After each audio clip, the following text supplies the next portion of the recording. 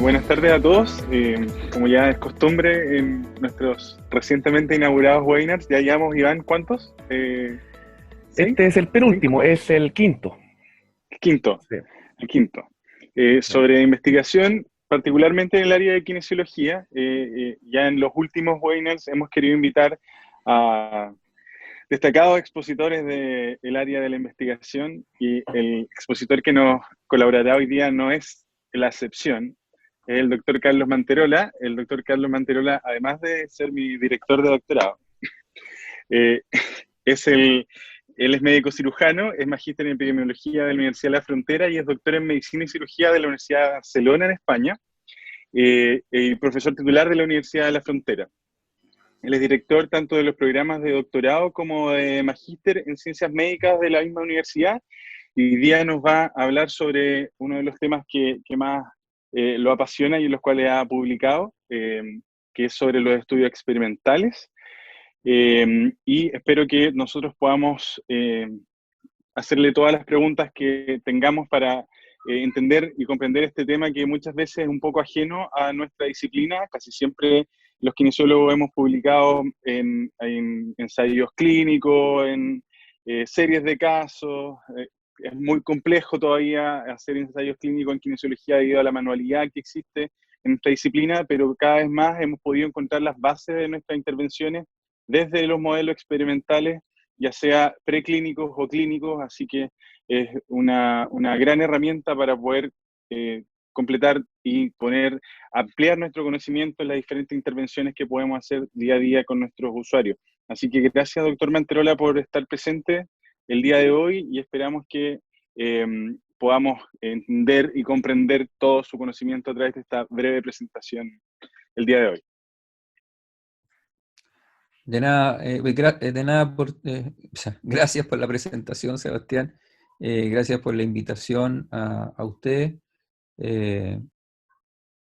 Saben perfectamente que nos unen lazos mucho más profundos que una simple relación académica con varios de ustedes. Así que para mí no solamente es un honor, sino que es un placer poder compartir estos minutos con ustedes, aprovechar de verles la cara, verles las facciones, cómo van los pelos, etcétera. Así que, disculpando que me salga un poco de lo protocolar, es para darle un poquito más de alegría a esta lejanía obligada en que nos tiene sumergido este señor.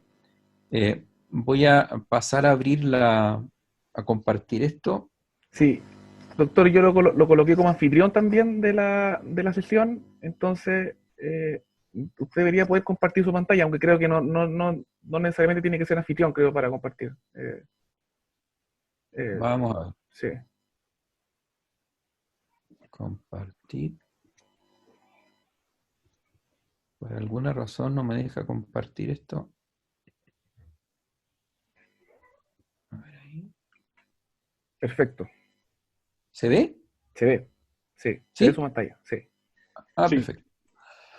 Bueno, a ver, antes de comenzar... Doctor, tiene Sí. que abrir la presentación como el telón.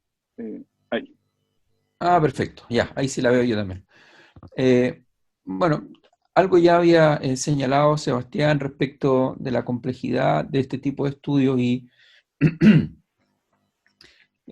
quiero que quede muy en claro que yo no soy un experimentador ni un exiguo dominador de los ensayos clínicos. Muy por el contrario, los he intentado hacer en algunas oportunidades con resultados bastante diversos y que tienen que ver con algo que de alguna manera compartimos, kinesiólogos, cirujanos, odontólogos, y todos aquellos que trabajamos con nuestras manos.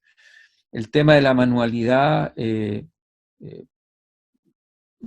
por diferentes razones, va a generar siempre más problemas que beneficios cuando lo que se intenta es comparar intervenciones. Por tanto, voy a hablar de dos cosas, algunos aspectos muy generales de los ensayos clínicos que posiblemente todos ustedes los conocen bastante bien, quizás fijar algunos puntos, y luego también daría un par de pincelazos sobre los estudios cuasi experimentales, que desde una perspectiva de la lógica quizás nos acomodan más a nuestro quehacer profesional y académico. A ver, y esta cosa. Aquí. Entonces, esta es una figura que algunos de ustedes posiblemente recordarán con mayor o menor cariño, que es un monito que utilizo habitualmente para intentar explicar 2 o 3 cosas respecto a las estrategias metodológicas.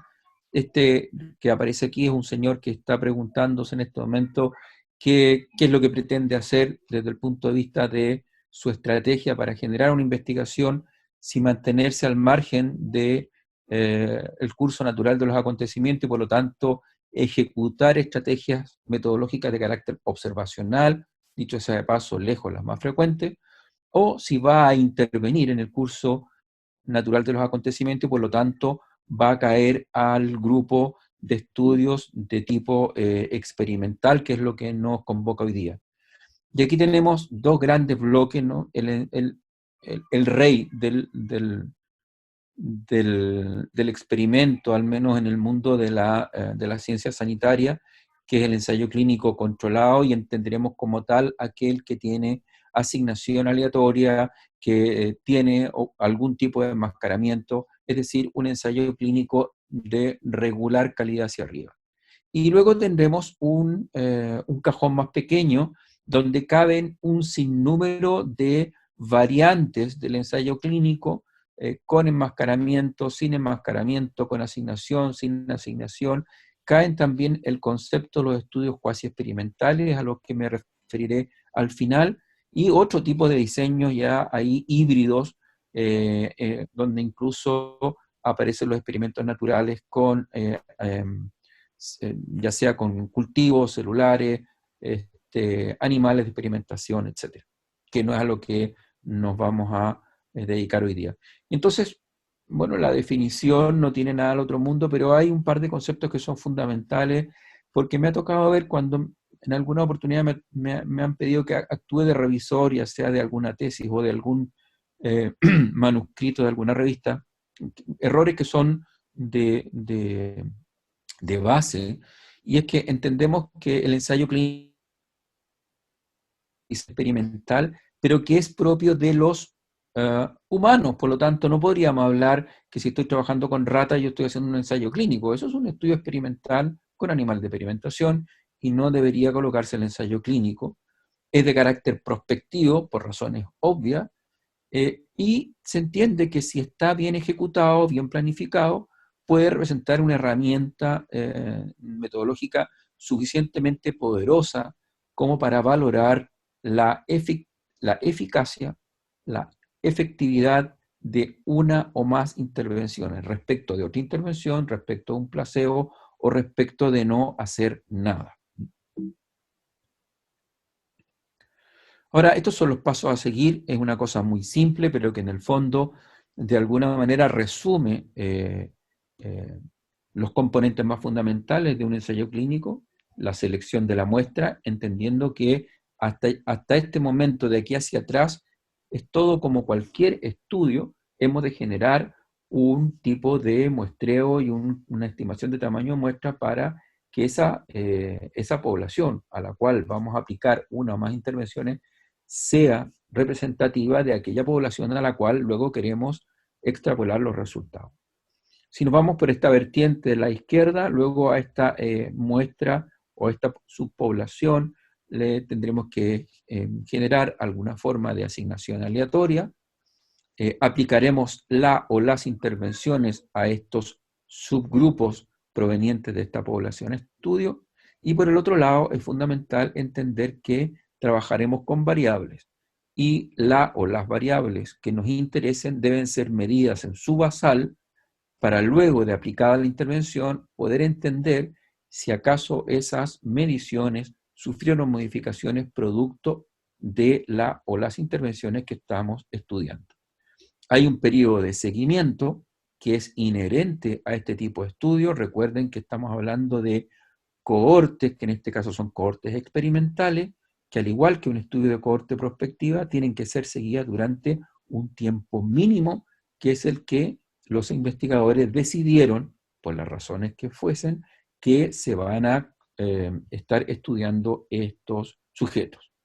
Y luego en este proceso de seguimiento van a haber una o más mediciones de la o las variables que nosotros seleccionamos en el estudio, que van a ser medidas con alguna suerte de herramienta o instrumento de medición, idealmente de forma enmascarada.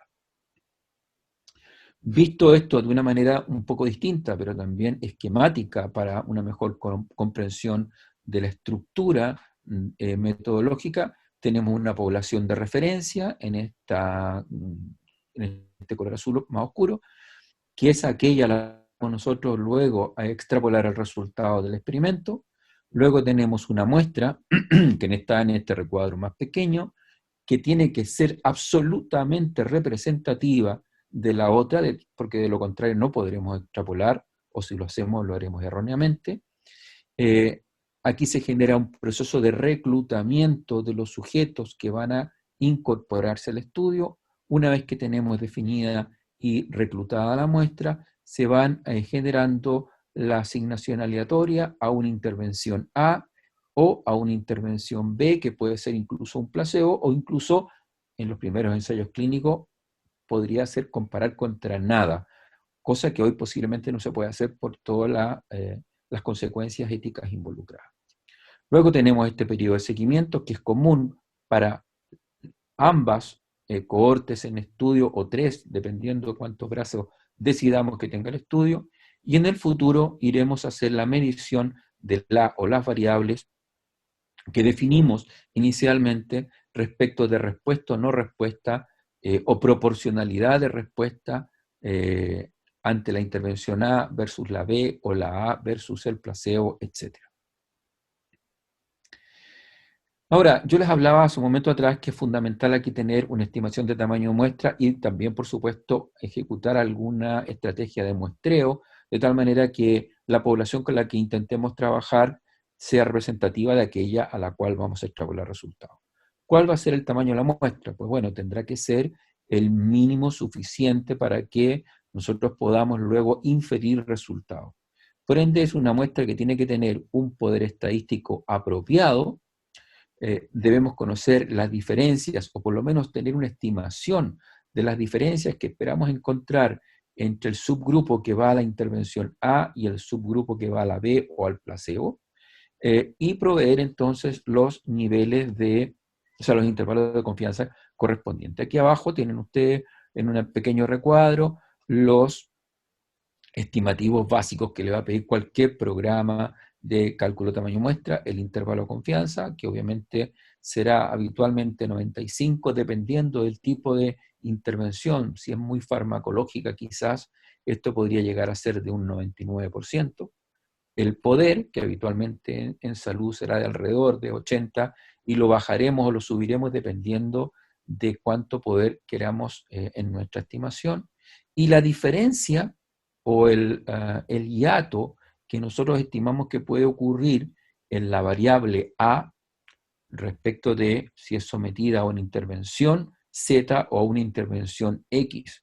Ahora, ojo, mientras más variables vamos poniendo a estudio, este tamaño de la muestra va a ir aumentando. No se trata de trabajar con el mayor tamaño de muestra, porque eso no significa necesariamente que podamos incluir cualquier variable dentro de ese tamaño de muestra. Así que lo aconsejable aquí siempre es trabajar con una variable de resultado, y esa variable de resultado es la que nos va finalmente a permitir calcular un tamaño de muestra. Eso tampoco significa que no podamos medir otras variables. Podemos decir la variable de resultado será X, y además tendremos unas variables de interés secundario que pueden ser todas las que ustedes quieran, y pueden ustedes también calcular diferencias entre las intervenciones respecto a cada una de esas variables, pero no necesariamente podrán inferir resultados, porque la estimación de muestra que ustedes hicieron no fue para aquella variable, sino que fue para la variable de interés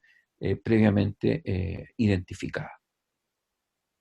Por favor, si de pronto alguien quisiera interrumpir, siéntanse con la libertad de hacerlo, a menos que el doctor Rodríguez se los tenga absolutamente prohibido o Sebastián les tenga prohibido hacerlo, pero si no es así, ni quieren interrumpir, no hay ningún problema. No, doctor, sí, o sea, lo pueden hacer, sí. Más que nada queríamos dejar las preguntas al final, pero si alguno puede levantar la mano, la vamos haciendo como al mismo tiempo. Así que continúe nomás, doctor. Perfecto, Sebastián. Vale. Entonces, una cosa es el tamaño muestra y otra cosa muy distinta es la técnica de muestreo. Aquí en este recuadro de la superior izquierdo tenemos una población que está a su vez teñida de colores blancos y medio dorados, y entonces tendríamos una muestra aleatoria que tendría que venir a representar la población total, y por eso es que se ve una proporción similar de hexágonos dorados y hexágonos blancos, entendiendo que vamos a trabajar posiblemente con los dorados. Dentro de esta población que ya nosotros seleccionamos como representativa de toda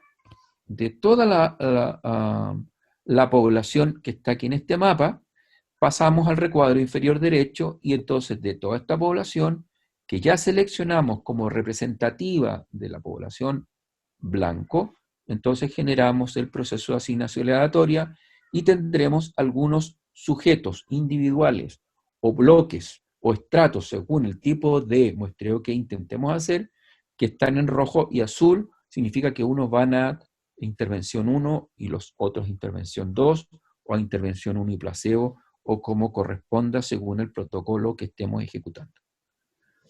Ahora, la gran y posiblemente uno de los características fundamentales del ensayo clínico es la asignación aleatoria. Sin asignación aleatoria posiblemente no podríamos estar hablando de ensayo clínico. Podríamos, a pesar de que si ustedes según busquen en las bases de datos, sobre todo en PubMed, si ustedes colocan clinical trial van a aparecer algunas cosas que no son ensayos clínicos y que no tienen asignación aleatoria, pero eso ya es otra cosa. Es un problema de indexación de las bases de datos.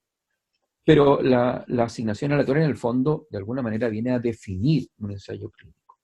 ¿Y cuál es la gran ventaja o la gran fortaleza? Es que permite que efectivamente dos grupos sean comparables. Y aquí volvemos a lo que ustedes históricamente han escuchado 1000 veces, esto de poder comparar manzanas con manzanas y no peras con manzanas.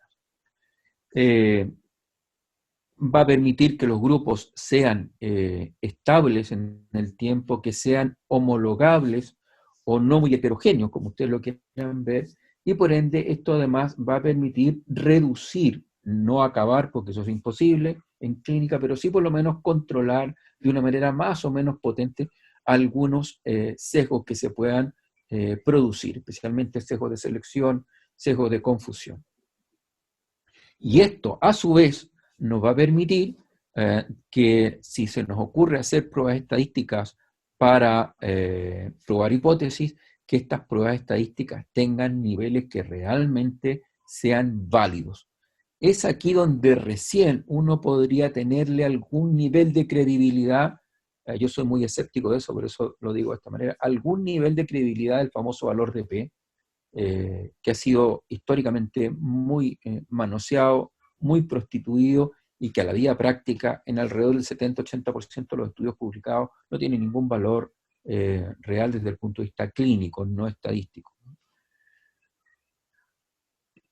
Siguiendo, ¿cuáles son los pasos de la asignación? Todo el mundo dice, bueno, asignación aleatoria o lo aleatorizaron. Sí, pero resulta que para aleatorizar, verbo que no existe, es un anglicismo, nosotros deberíamos hablar de asignación aleatoria, hay que hacer cosas.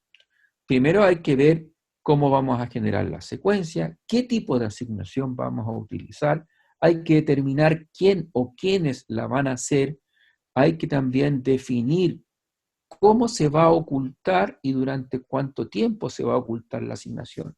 Y aquí voy a tenerme quizás un minuto, porque esta cosa es muy importante. No se trata de tirar una moneda al aire y los que salen cara van para un lado y los sellos van al otro. Eso es un perfecto modelo de hacer una asignación aleatoria, pero la cosa es mucho más compleja que esa. Es decir, ¿quién la va a tirar? ¿Cómo la va a tirar? se va a tirar una vez o más de una vez, y vamos a hacer un promedio de lo que salga. Una vez que se asigne este escara y este sello, el concepto de la asignación aleatoria lleva involucrado algo que es fundamental en un estudio de esta naturaleza, y es que una vez que ya la persona fue asignada, nadie debería saber si es cara o es sello, hasta que se termine el estudio, porque si nosotros rompemos el ocultamiento de la asignación aleatoria, entonces la asignación aleatoria en ese momento se acabó, y por lo tanto todo lo que se hizo anteriormente se fue al tacho de la basura. Por lo tanto, dicho de una manera muy simplona, la asignación aleatoria no es suficiente con tirar una moneda al aire, sino que involucra una serie de otros aspectos que son tan o más importantes que tirar la moneda y cómo tirar la moneda al aire. Aquí hay algunos tipos de asignación aleatoria, hay muchos. Cada estudio debe ser sometido por parte de los investigadores a una valoración de qué tipo de asignación se le iría mejor, ¿no? Aquí tienen la más conocida por todos, la aleatoria simple, que podríamos hacerla con la famosa moneda, o diciendo, bueno, van a ir a tratamiento 1 los que tengan el último número de su cédula de identidad impar, y los pares van al otro, bueno, lo que ustedes quieran. Entonces, es sencilla, obviamente, es la más simple, la más fácil de comprender y de ejecutar, es fácil, pero tiene algunos problemas, ¿no? Si ustedes van a hacer un ensayo clínico con tamaño pequeño, que dicho sea de paso, en el mundo nuestro es la gran mayoría, y ya les mostraré a continuación algún ejemplo clásico, que juntan 50 contra 50, y eso obviamente es una muestra pequeña, y una asignación aleatoria en muestra pequeña genera una desigualdad importante en los grupos o subgrupos de estudio, y por lo tanto eso puede ser un problema.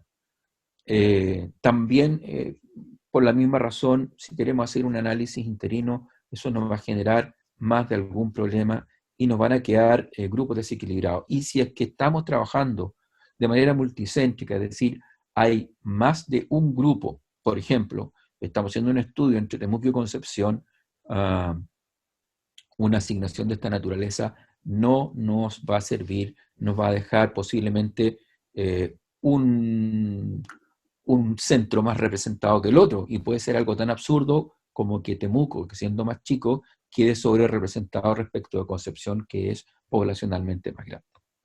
Entonces, por eso que existen otras opciones, como por ejemplo trabajar con clústeres, con estratos, y entonces eso sí nos permite trabajar, por ejemplo, con muestras pequeñas, en el caso de una asignación estratificada, ¿no? Ahora, también la ventaja que tiene esto es que si hay más de un centro, cada centro puede ser un estrato, por lo tanto también podría facilitar la forma de trabajo desde el punto de vista de esta asignación. Tenemos también la asignación restrictiva de bloques, que es lo ideal para cuando la investigación involucra más de un centro, sobre todo de 2 centros hacia arriba, porque genera una estabilidad bastante apropiada en términos de representación de cada uno de estos bloques. Ahora, otro tema que es tan importante como el anterior tiene que ver con el enmascaramiento, antiguamente llamado ciego. Comprenderán que ya desde hace mucho tiempo esa palabra no debe usarse, porque uno puede tener problemas ¿cómo se llama?, de tipo social cuando uno se mete con este concepto, así que ya hace mucho tiempo se habla de enmascaramiento, que no es otra cosa que la forma de ocultar algunas situaciones que están siendo parte del proceso de la investigación. Es fundamental porque junto con la asignación aleatoria es una de las herramientas más poderosas para el control de sesgo en este tipo de estudios. ¿Quién puede estar enmascarado? Bueno, en este dibujo un poco esquemático divertido tenemos a un señor que está administrando una intervención, tenemos un señor que le han tapado los ojos y que está recibiendo, y hay otro señor por allí que tiene que medir. Estos son los 3 individuos involucrados en el famoso enmascaramiento. Por ende, podemos tener desde sin enmascaramiento, enmascaramiento simple, doble o triple, dependiendo de hasta cuántos de estos tres puedan estar en desconocimiento de lo que se está estudiando. En el caso de los que hacemos manualidades, y allí ustedes, los kinesiólogos, lo viven a diario, es muy difícil estar enmascarado el que está ejecutando la intervención, porque uno sabe lo que está haciendo, por lo tanto ya de 3 vamos quedando en 2. El sujeto que recibe la intervención, en el caso de las manualidades, es difícil de enmascarar. Yo soy cirujano, imagínense, tendría que, si estoy comparando una tableta con un procedimiento quirúrgico, al de la tableta también tendría que ponerle un tajo en el abdomen para que se vea que hay algo allí. De lo contrario, no sabría que no le operaron y por lo tanto tampoco hay enmascaramiento. Entonces, para los que hacemos manualidades nos vamos quedando con suerte con un enmascaramiento simple, que sería el que mide el resultado. Esto se lo digo de paso, para que vayan imaginando quienes no han hecho sus armas en un ensayo clínico hasta el día de hoy, que ensayos clínicos en nuestra realidad no es que no se pueda, pero es particularmente mucho más complejo que en el mundo de la medicina interna, de la cardiología, la oncología, etcétera, donde las intervenciones son más parecidas, los placebos se pueden hacer sin tanto problema. Ya miran ustedes cómo hacen un placebo con una intervención de masoterapia o de alguna máquina. Es complejo, por lo tanto hay que tener cuidado porque, como les mostraré a continuación, un mal ensayo clínico definido porque no tiene enmascaramiento o una asignación aleatoria compleja tiene el mismo peso que una cohorte prospectiva y quizás vale más la pena tomar el segundo camino. Luego viene el tema fundamental del análisis por intención de tratamiento, que es muy importante ejecutarlo, sobre todo cuando hay algunas dudas a mitad de protocolo o cuando el cumplimiento del protocolo no es completo. Ahora, el problema aquí del cumplimiento parcial del protocolo es que no es culpa del equipo de trabajo, lo puede estar haciendo perfectamente, pero por alguna razón los pacientes deciden interrumpir, cambiar o ejecutarlo de la manera que estiman pertinente. Entonces, evidentemente que aquí empieza a aparecer un problema de factibilidad de completar el estudio. Entonces, si es que se decide hacer esto, hay que volver al original, es decir, se toma el subgrupo o los subgrupos tal y como estaban, independiente de cuántos pacientes se fugaron o pararon o no completaron. Y hasta ahí se mide. Y si, por ejemplo, tuvieron la mala fortuna de que un porcentaje, una proporción de la cohorte 1 migró a la cohorte 2, no significa que vamos a medir en ese momento, sino que vamos a medir hasta el momento en que ese subgrupo migró, hasta ese momento se registra, porque eso es lo que se logró hacer en esa cohorte.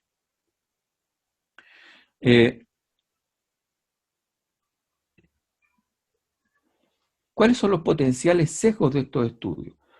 Bueno, mientras tengamos una asignación aleatoria y un enmascaramiento, y haya una buena técnica de muestreo y un buen cálculo de tamaño muestra, etcétera, etcétera, etcétera, las posibilidades de sesgo en este tipo de estudios son bastante restringidas, ¿no? Pero de todas maneras existen. Yo siempre digo que los sesgos son como terroristas que pueden estar escondidos en cualquier sitio y en cualquier momento tiran un explosivo y uno no es capaz de darse cuenta. Entonces, en este tipo de estudios, tenemos aquí en la segunda línea cuáles son los posibles sesgos de selección, de cointervención, pérdida de seguimiento y de información o medición. Entonces, ¿cómo podríamos nosotros evitar o reducir el sesgo de selección? Bueno, manteniendo oculta la secuencia de asignación, que era lo que les había comentado hace un momento atrás. No sacamos nada de haber hecho asignación aleatoria si no mantenemos a los participantes, especialmente a los que miden y están evaluando, ocultos, porque de lo contrario entonces todo el mundo va a saber que Juan es de la cohorte A y que Pedro es de la cohorte B y por lo tanto va a haber una tendencia a medir o interpretar las cosas de una manera distinta. Respecto de la cointervención o de la aplicación de la intervención, la forma de controlar este sesgo es el enmascaramiento de quien aplica la intervención. Desde el punto de vista de la pérdida de seguimiento, bueno, lo podemos controlar aplicando el concepto de análisis por intención de tratar. Es decir, se me fugó un porcentaje o una proporción de una cohorte, pues bueno, analizo qué es lo que estaba ocurriendo en esa cohorte hasta el momento de la fuga, que se estima que sobre un 20% ya invalida cualquier resultado. Y respecto de la medición de la variable resultado, que vendría siendo un posible sesgo de información o de medición, también está controlado por el enmascaramiento. ¿De quién? De la o las personas que ejecutan la medición de la variable de interés.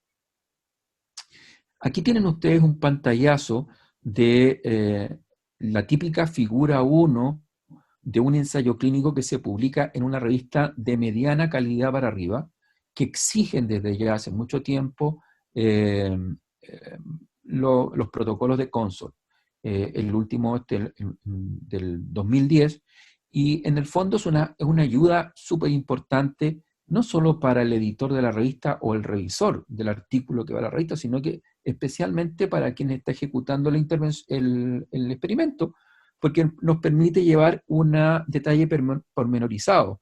Cuántos se incluyeron, en la primera etapa cuántos se fueron yendo fuera porque no cumplieron criterio, o porque en algún momento no quisieron firmar el consentimiento, o alguna razón X. Finalmente, cuántos son sometidos al proceso de asignación aleatoria, y entonces ya ahí los dividimos en las dos cohortes o las 3 cohortes que involucren el estudio. Y entonces en cada una de las cohortes tendremos que irnos preocupando de cuántos fueron asignados finalmente a la intervención, cuántos recibieron la intervención de ese subgrupo, cuántos no la recibieron y por qué razón no la recibieron o la recibieron de manera incompleta. Luego, cuántos van en el seguimiento, si se han perdido, cuántos se perdieron y por qué se perdieron. Y finalmente, en cada uno de los subgrupos o cohortes, veremos el análisis, y el análisis se hará con el N que llegó al final, y si es que el N que llegó al final vimos que fue interrumpido por un porcentaje importante, pues tendremos que no llegar hasta aquí, sino que ir un poco más atrás y hacer este análisis por intención de tratar. Algunos ejemplos. Este es el primer ensayo clínico que lleva ese nombre, ¿no? Fue publicado, ya miren, en el año 1948, y este ensayo clínico tiene un valor, bueno, no tiene un valor, yo diría que tiene más de algún valor. El valor académico es que fue la primera publicación de esta naturaleza. El valor histórico es porque fue el primer ensayo clínico que logró ser observado y que pasó a un journal.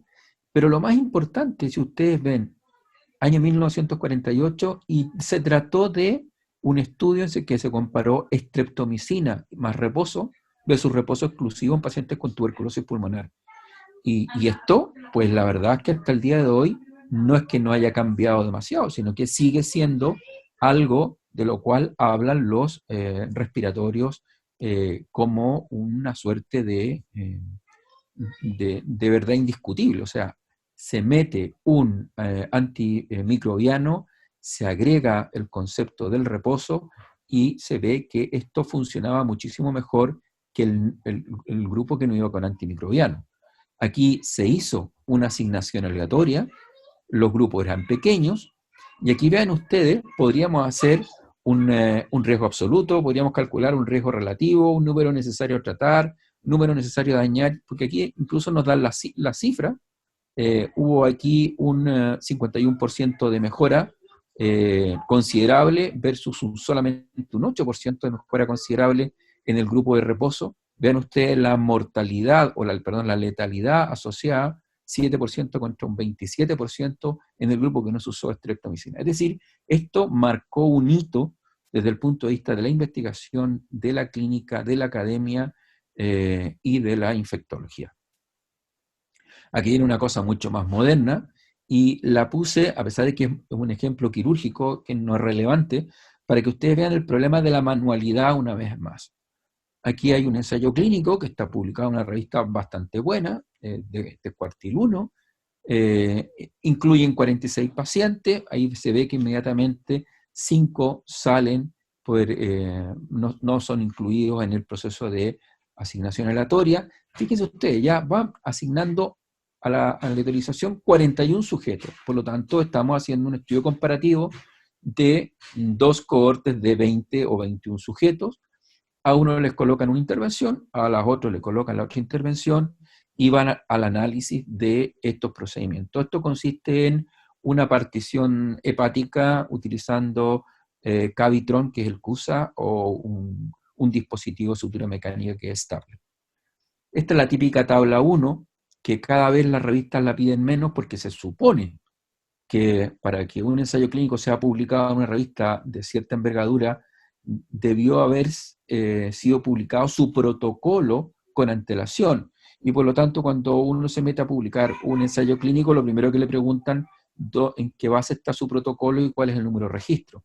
Si eso es así, la tabla 1 está de más porque se supone que hay un proceso de asignación aleatoria bien hecho, y entonces no tendría mucho sentido estar mirando cuál de todas estas variables nos dan valores cercanos al 1, que nos hablan en el fondo de la gran homogeneidad que hay entre el grupo CUSA en este caso y el grupo Stapler.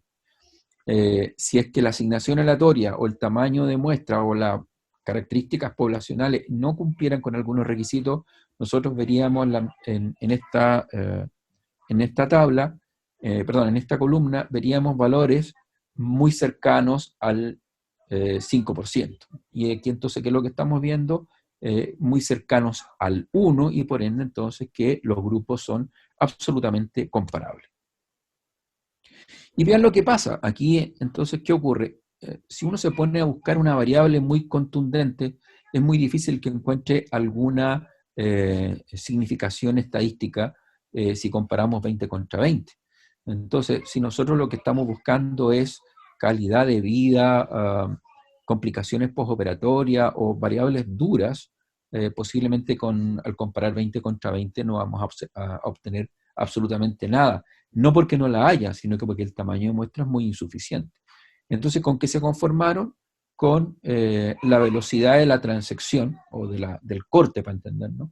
Medido en centímetros cuadrados por segundo, en que se ve que con el dispositivo CUSA es casi 10 veces menor que con Stapler, y aquí sí encuentran una P muy estadísticamente significativa. Pero, vean ustedes, si se desagrupa la información entre hepatectomías mayores y menores, esto fue solamente significativo en el grupo de hepatectomía menor, en que el CUSA tuvo un tiempo de sección mucho mayor que Stapler.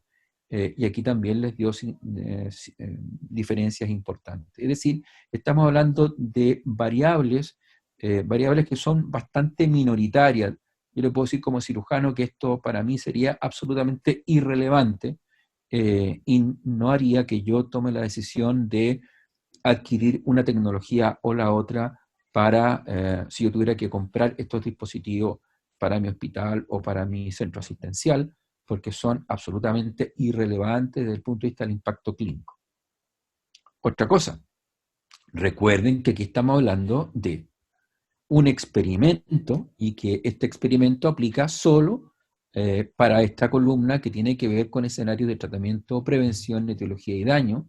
Y recordemos otra cosa, que el ensayo clínico, todo el mundo hasta el día de hoy lo sigue viendo como algo muy fuerte, muy potente, y entonces nivel de evidencia 1B.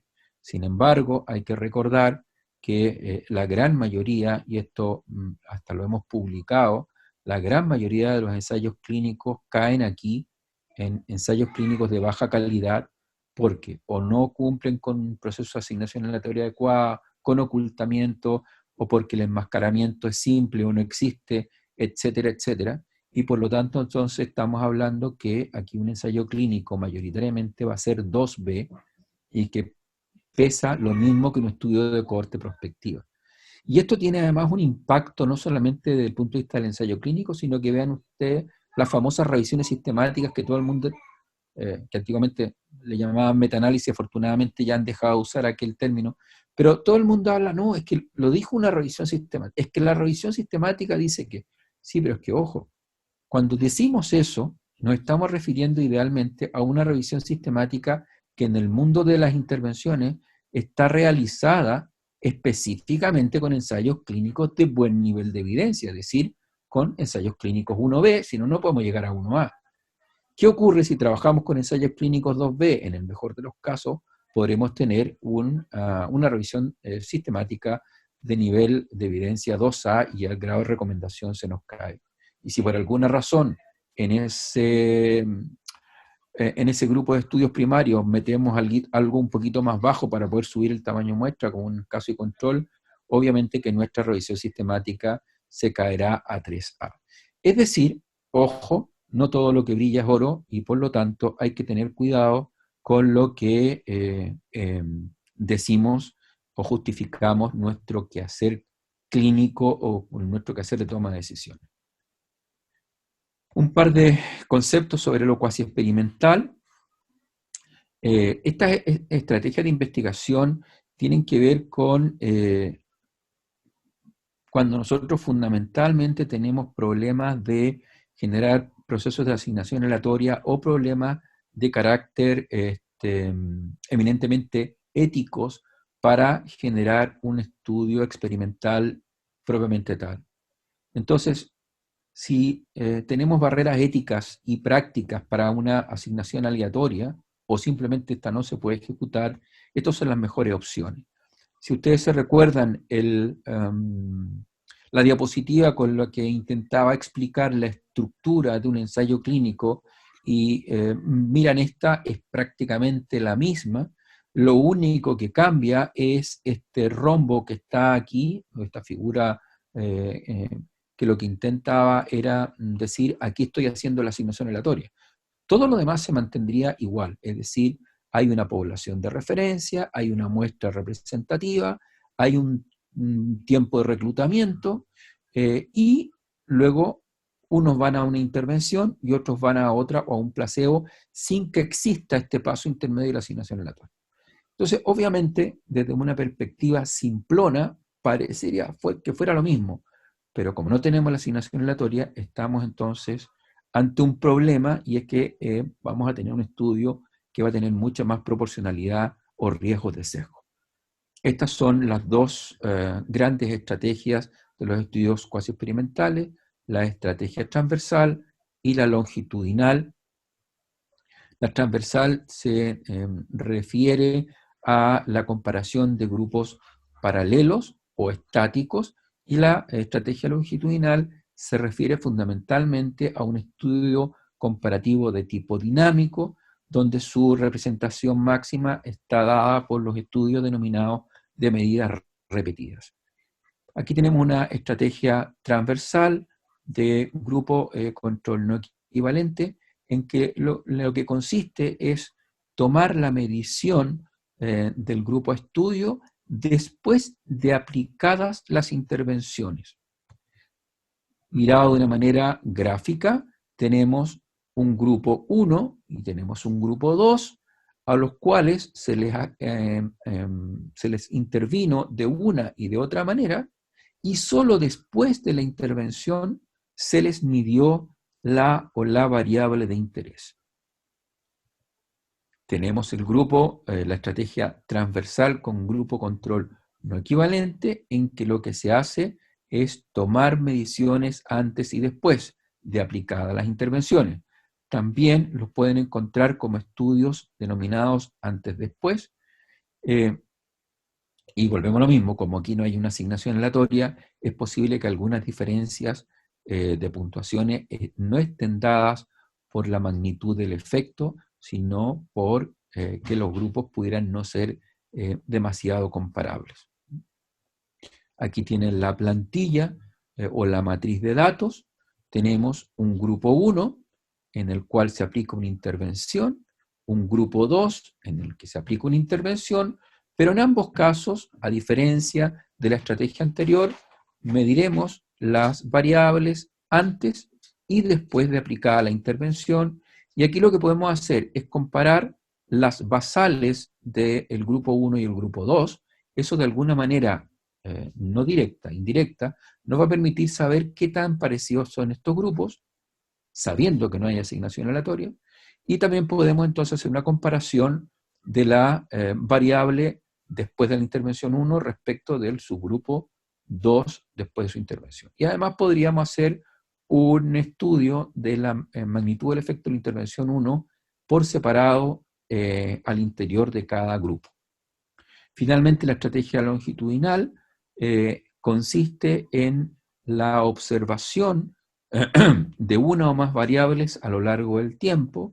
Podríamos asimilarlo a un estudio de cohorte en la cual vamos a ir midiendo una o más variables de forma reiterativa a través de técnicas específicas de medidas repetidas. De hecho, hay incluso una estadística de ANOVA que se utiliza específicamente para esto.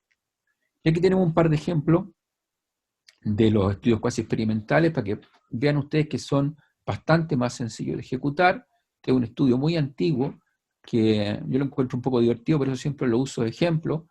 Es que estudiamos 10 sujetos voluntarios sanos, que de voluntario no tenían nada y de sano no tengo muy claro que si tenían, eran todos estudiantes de cuarto año de medicina cuando yo era el encargado de asignatura, así que comprenderán ustedes que muy voluntarios quizás no eran, a los cuales les hicimos una manometría esofágica basal, después de lo cual administramos café de una marca conocida, en un peso conocido, sin azúcar y a una temperatura pareja, porque sabemos que tanto el efecto del azúcar como el agua, la temperatura del agua puede alterar la motilidad. Y entonces lo que vimos fue que cada sujeto fue su propio control, tenemos un antes y una medida después. Las variables son todas las de la manometría esofágica, la maniobra fue la ingestión del café y el enmascaramiento que logramos fue simple, solo de quien midió las manometrías de antes y después sin saber ni de quiénes eran y tampoco si eran de antes o después. Y vemos entonces cómo fluctuó, en este caso, la prevalencia de ondas terciarias entre los sujetos antes del café y los sujetos posterior a la ingesta del café. Y aquí indirectamente podríamos decir que el café altera la motilidad del cuerpo del esófago, lo mismo que la presión de reposo del esfínter esofágico inferior, que tienen aquí cuál era la mediana antes de la ingestión del café y cuál fue la mediana después de la ingestión del café, notoriamente más baja. Y aquí tenemos un ejemplo de una estrategia longitudinal de medidas repetidas. También este es un estudio interesante porque lo hicimos también en la casa hace ya un buen tiempo, en que a un grupo de sujetos que iban a ser sometidos a cirugía resectiva de hígado, le hicimos una medición repetitiva de una serie de variables que están aquí. No les voy a dar la lata de leerles todo ni explicarles todo, solamente para que vean el efecto de cómo funciona y cómo se comportaron en el tiempo. Para resumir la información, les invito a ver la gráfica que está a la derecha de la pantalla, en la que se valoran solo 3 de las mediciones que se ejecutaron y cómo se ve esto a lo largo del tiempo. Aquí está la unidad de medida, la transaminasa ASAT, ALAT, y esta es la fosfatasa alcalina, desde el preoperatorio y cómo se comportaron al primer, segundo, tercero, quinto y séptimo día, que fueron los días que se utilizaron para hacer la medición. Y esto nos permite no solamente saber cómo se comportan, sino que ver la dinámica que hay entre ellas, entre estas dos transaminasas, sabiendo que ASAT siempre se va a disparar y se va a demorar, se va a disparar un poco más y se va a demorar también un poquito más en volver a la normalidad. Para ir terminando, recordar que sea el diseño que utilicemos en investigación clínica sobre todo, es fundamental partir por la pregunta de investigación, porque la pregunta de investigación es la que nos va a llevar definitivamente a decidir si, por ejemplo, si es que es el ensayo clínico o un cuasi experimental la mejor forma de responderla, la que nos va a permitir definir bien la población y sus características, la intervención o las intervenciones, la variable resultado, etc. Por lo tanto, si no tenemos cuidado en la ejecución de esta pregunta, en la definición y en la protocolización de esto, obviamente todo lo que venga después se va a ir, perdiendo, o su efectividad va a ir siendo cada vez más pobre. Hemos de tener claro que aquí es fundamental la definición de la intervención. No podemos decir fármacos contra cirugía, por ejemplo, o masoterapia versus ejercicio. Bueno, ¿cuál maso, cuál ejercicio? La cosa tiene que ser súper bien definida, y la medición tiene que ser definida con antelación: dónde se va a hacer, cómo se va a hacer, quién la va a hacer, con qué instrumento, y siempre debe ser desarrollada de la misma manera. Y obviamente la variable respuesta es fundamental, definirla de manera precisa, no porcentaje de respuesta, sino que la variable tiene que quedar definida de una manera súper precisa. De lo contrario, entonces, el resultado puede variar consistentemente, y vamos a quedar con la sensación que la cosa funcionó o no funcionó de manera absolutamente errónea. Eso sería. Muchas gracias, doctor, por su interesante presentación. Como siempre, ahí surgen un sinnúmero de preguntas, de interrogantes respecto al tema, pero quisiera abrir el micrófono para saber si hay alguna pregunta de los asistentes al webinar.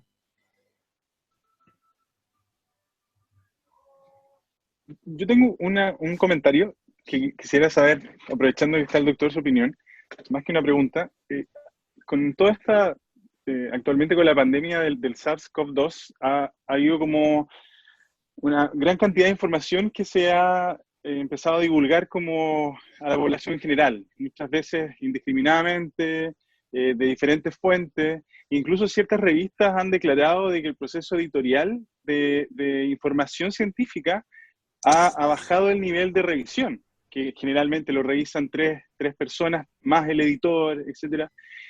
Y también los ensayos clínicos también han crecido exponencialmente en los últimos meses debido a la pandemia que estamos hoy en día. ¿Qué opinión le merece como el nivel de evidencia que actualmente estamos recibiendo de las diferentes revistas internacionales, incluso reportes nacionales sobre este tipo de ensayos? A ver, es difícil darte una respuesta contundente, Sebastián, porque yo creo que el comportamiento es muy distinto entre disciplinas y entre revistas. Por ejemplo, en enero yo envié a revisar un artículo en una revista Cuartil 1 y se demoraron enero, febrero, marzo, abril, 4 meses, y fue revisada por 3 revisores. Y expedito en general. Igual fue bueno, cuando tú te juegas con un Cuartil 1, uno espera que la revisión esté hecha en no más de un mes. O sea, 4 meses igual es demasiado. Un revisor lo hizo así a conciencia. El segundo revisor dijo algo tan absurdo como excelente trabajo, me gusta y punto, y nada más. Y el tercer revisor, poco aporte metodológico, se metió más bien con cosas técnicas, y su revisión se definió en 10 líneas de escritura. Por lo tanto, uno podría decir que francamente de los 3 revisores, 2 podrían haber pasado perfectamente y no habrían impactado en lo absoluto desde el punto de vista de lo que uno espera de un revisor internacional. Por otro lado, tengo la experiencia de otras revistas que me han contestado en 15 días y ni siquiera me han dicho críticas, sino que el trabajo está aceptado, punto. Entonces, yo tengo la sensación, y comparto contigo, que en algunos ámbitos la cosa es posible que esté un poco relajada, en las disciplinas no COVID, porque yo creo que en la disciplina que tenga que ver con el mundo del COVID, la cosa la deben tener bastante organizada, porque nadie se quiere arriesgar a que en su revista aparezcan cosas que después sean mal evaluadas finalmente por la comunidad internacional. Lo que sí yo creo es que todo lo que no sea COVID, y de hecho eso lo estuvimos conversando con Iván antes de que empezara la sesión, está siendo como relegado a un segundo lugar o a un tercer lugar, y si tú sigues enviando tus artículos de tu disciplina de siempre, vas a tener que pensar en tener un poco más de paciencia, aunque sea un ensayo clínico, una revisión sistemática, lo que sea, porque lo que no es COVID hoy no es relevante para ninguna revista que tenga algo, aunque tangencialmente, algo que ver con el mundo de COVID. Pero ahora, revistas de menor calidad posiblemente estén actuando de una manera un poco más liviana, puede ser, pero yo creo que las revistas más potentes tienen que seguir su proceso editorial de manera muy similar, y quizás por eso se están demorando más, porque encontrar revisores que estén disponibles a hacer bien el trabajo les está costando más, uno porque están llenos de otros trabajos, uno porque otros están enfermos, y simplemente entonces las cosas se van enlenteciendo. No sé si con eso contesto tu pregunta. Sí, sí, más que nada era escuchar su reflexión en base a eso, que me ha conflictuado muchas veces, que muy al principio veía, claro, revistas no de bajo nivel que declaraban de frentón que el proceso editorial, no recuerdo bien la palabra, pero se había como hecho un poco más laxo quizás en los primeros días, con tal de dar información que fuera rápida, digamos. Pero sí, sí. No esperaba otro tipo de discusión. Gracias, doctor.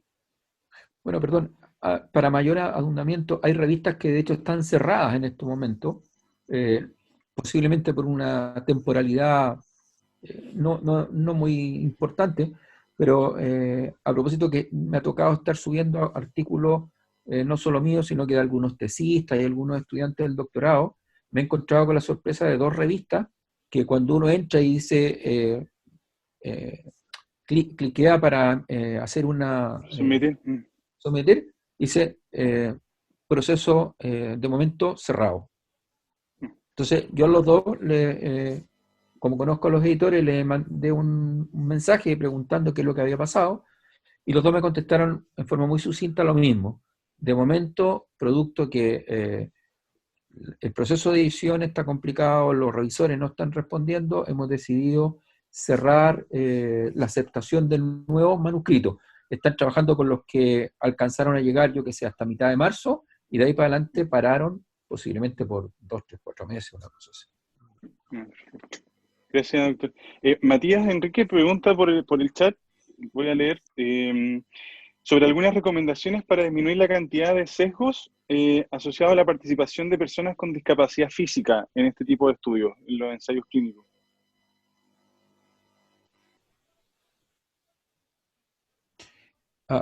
Le podría, no sé si se podría precisar a qué qué es lo que, a qué se querrá referir con eso. A ver, Matías, ¿tienes el micrófono abierto? Si quieres, lo puedes preguntar tú mismo. Sí, hola, buenas tardes. Muchas Hola. gracias por la presentación, doctor. Bueno, le explico, en mi área me estoy incursionando un poco en el tema de la investigación en personas con discapacidad física, y uno de los problemas que tenemos es que existe mucha variabilidad finalmente en los tipos de discapacidad. Por ejemplo, si tomamos grupos de lesiones medulares, vamos a tener lesiones medulares altas, bajas, y van a haber muchas características que pueden generar sesgo en este tipo de estudio. Entonces, mi consulta va a eso principalmente, a cómo tratar de disminuir finalmente este sesgo que se pueda dar en algún estudio que tenga este tipo de características. Ok, bueno, yo creo que ahí tu problema no tendría por qué tener sesgo. Eso tiene que ver con la definición de tus criterios de inclusión y eventualmente de una exclusión. Porque si tu investigación apunta a determinado trastorno,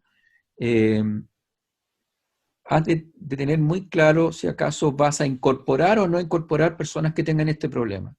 Si las vas a incorporar y vas a hacer un ensayo clínico en este caso, la asignación aleatoria te resuelve el problema, porque la probabilidad de que el señor que tiene una lesión cervical quede en el grupo A o B va a ser exactamente igual, y por lo tanto, si su tamaño de muestra está bien calculado y la estrategia de muestreo es adecuada, debieras tener en ambos grupos la misma proporción de personas con discapacidad mayor o menor. Ahora, si el problema es de una discapacidad rara o poco común de encontrar, ahí quizás la sugerencia es elimínalo, excluye ese tipo de población, porque entonces puede que en un grupo te caiga uno y en el otro grupo por un tamaño muestra no te caiga ninguno, y ese uno sí te puede sesgar los resultados. Entonces, cuando la característica, en este caso física, puede ser un problema para la ejecución de la investigación,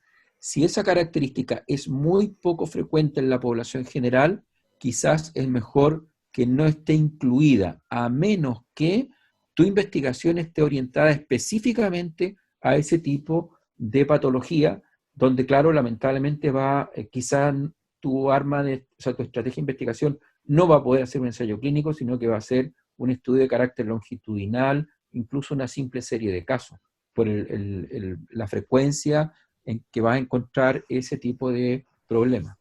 No sé si con eso logro contestar tu duda. Sí, perfecto. Muchas gracias. Doctor, muchas gracias por aclarar la consulta. Yo también voy a hacer una pregunta. Usted lo mencionó tangencialmente casi al finalizar la presentación, y que tiene que ver con la evaluación de la calidad metodológica de los ensayos clínicos. Y lo mencionó particularmente en el contexto de aquellas disciplinas que hacemos actividades manuales, digamos, que puso el ejemplo de la cirugía, y en el contexto nuestro, como kinesiólogos, también nos vemos enfrentados al problema de los enmascaramientos. Los tipos de enmascaramiento, cuando en realidad quien administra la terapia es el mismo evaluador, el mismo investigador o sus colaboradores.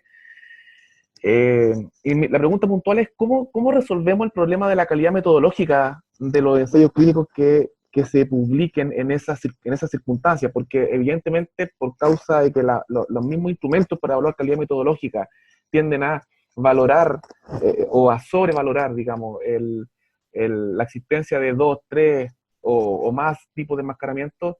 En el caso de las disciplinas con intervenciones clínicas manuales, se ven limitados por cuestiones propias de la intervención clínica, que no los hace factible de enmascarar a los actores que participan en todo el proceso de investigación. No sé qué opinión amerita eso, qué reflexión respecto a cómo se resuelve el problema de la calidad metodológica finalmente, y el grado de recomendación, en fin, que va a impactar en eso finalmente. Bueno, eso, en realidad eso es como para conversarlo con una taza de café, por no decir otra cosa, ¿no? Porque es un tema, yo creo que muy complejo, que posiblemente podríamos estar días y semanas conversando y nunca nos vamos a poner de acuerdo. A ver, una cosa, y en algún momento a lo mejor te lo dije, si vas a hacer un mal ensayo clínico, mejor a un buen estudio de cohorte, ¿ya? Porque al final el peso es exactamente el mismo, y la gente poco a poco ha ido comprendiendo por fin que hay ensayos clínicos buenos y ensayos clínicos muy malos. Entonces, si es que te va a significar un gran dolor de cabeza, puros problemas, un gasto de todo tipo, de todo punto de vista muy alto, mejor haz un buen estudio de cohorte, o haz un estudio cuasi experimental, por ejemplo, con una estrategia longitudinal. Ahora, claro, el problema es otro, es que no vas a poder andar por la vida diciendo hice un ensayo clínico, porque no lo hiciste. Entonces, al final, ahí hay un tema que tiene que ver con los egos y una serie de situaciones que son extra metodológicas. Sabemos, porque lo hemos medido, que incluso en ámbitos muy duros, la proporción de ensayos clínicos tipo 1B no supera el 20%. No supera el 20%. En el mundo de las manualidades, yo creo que no supera ni el 1%. Entonces, la pregunta, te la devuelvo con otra pregunta. ¿Vale la pena por decir que hice un ensayo clínico y que después me voy, pero tu ensayo clínico no tiene tamaño muestra, no hiciste asignación aleatoria, no está enmascarado, o sea, tu ensayo clínico es malo. Yo la verdad prefiero que me digan, oye, estuvo buena tu cohorte, estuvo malo tu ensayo clínico, o estuvo muy bueno tu estudio de medidas repetidas, mira qué bonito, cómo lo hice. En cambio que te digan, sí, un ensayo clínico, pero mira, te faltó la chaucha para el peso, entonces, no lo sé. Tengo mis dudas si es que vale la pena insistir tanto en que hay que hacer ensayos clínicos. Lo mismo pasa con las revisiones sistemáticas. Todo el mundo habla de la revisión, pero cuando tú lees la revisión sistemática como consumidor, te das cuenta de que el fenómeno es exactamente igual. Las revisiones sistemáticas de nivel de evidencia 1A no pasan del 15%, 10% dependiendo del escenario. Si nos vamos al escenario de diagnóstico, encuéntrate una revisión sistemática 1A. Te premio si encuentras una. Porque la gran mayoría son bajas porque los artículos primarios son malos. Y no es culpa tuya que sean malos los artículos primarios. Entonces, si tú vas, lo único que vas a hacer es, entre otras cosas, generar más artículos primarios malos, ¿cuál es tu ganancia? Entonces, yo creo que aquí hay un trasfondo más bien filosófico que técnico-metodológico, porque tú sabes perfectamente que la metodología no perdona. Si la cuestión está mala y punto. Te salga lo que te salga, siempre te van a decir, esto estuvo mal hecho. Entonces, yo no sé, yo a veces defiendo más una serie de casos hecha con todo el amor del mundo que un ensayo clínico mal ejecutado o metodológicamente insuficiente, porque al final, posiblemente si está malo, ni siquiera te lo van a leer o lo van a citar para decir cómo no hay que hacerlo. Doctor, ahora pensando en las guías de recomendación finalmente, porque el discurso que habitualmente uno escucha es que, bueno, hay que generar evidencia para generar recomendaciones y que en definitiva las disciplinas se vayan respaldando en base a la mejor evidencia posible. Entonces, ¿no será esa una razón plausible para construir instrumentos de evaluación de calidad metodológica y de jerarquización de la evidencia adaptados al escenario propio del desempeño de esa profesión, por ejemplo? Por supuesto. Bueno, tú sabes que yo soy un defensor de esa tesitura desde hace mucho tiempo y hemos generado herramientas de medición de calidad metodológica desde ya hace mucho tiempo, porque nosotros no podemos, bueno, antiguamente que entre la escala de Pedro y la escala de Haddad, estábamos dando vuelta por ahí, cosas que todos sabíamos que no medían prácticamente nada.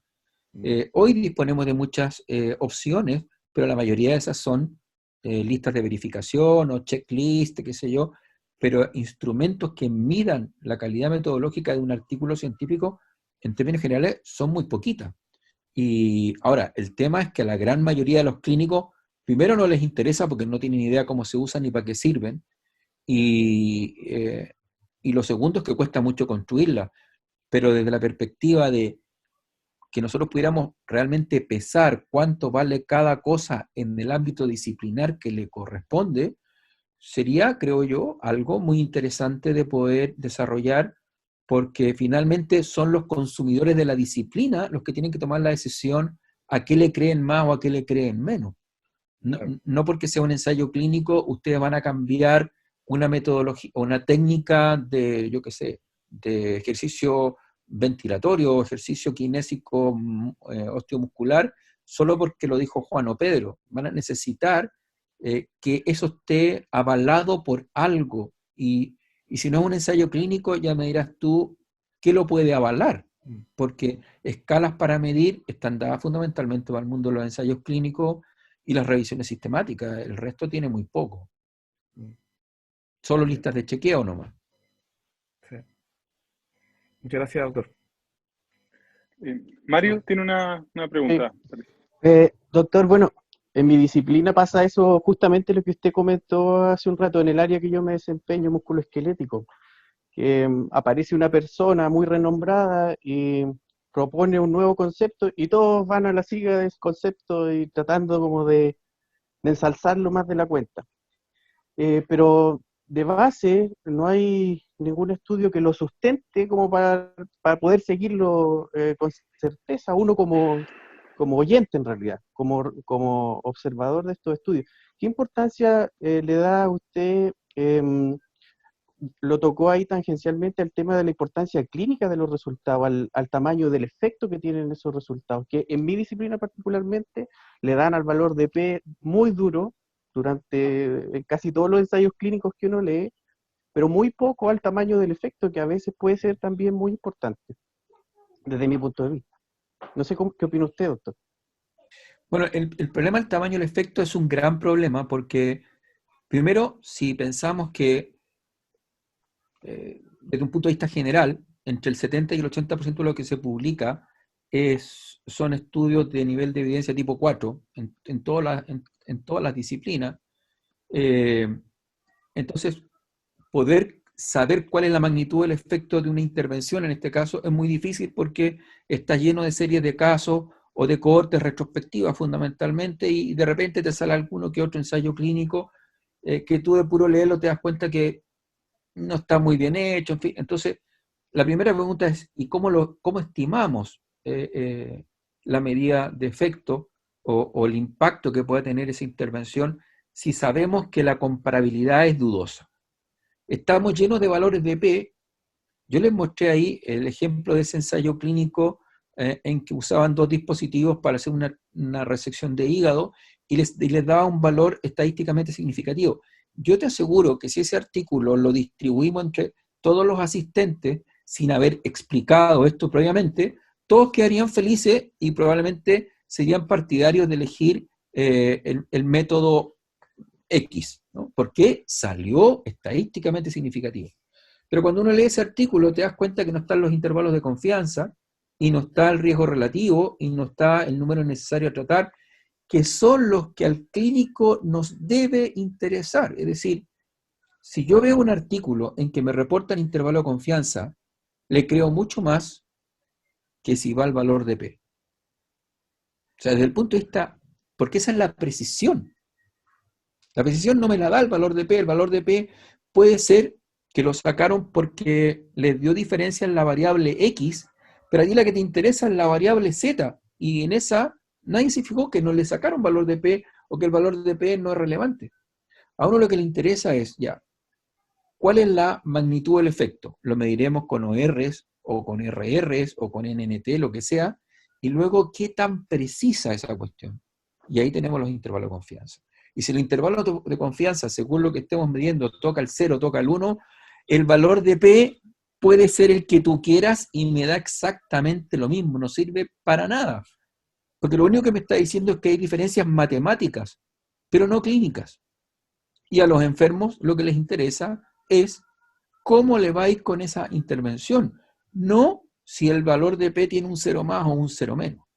Entonces, resolver tu incertidumbre es complejo, Mario, porque estamos rodeados de información que no nos lleva a saber cuál es la magnitud del efecto de una intervención.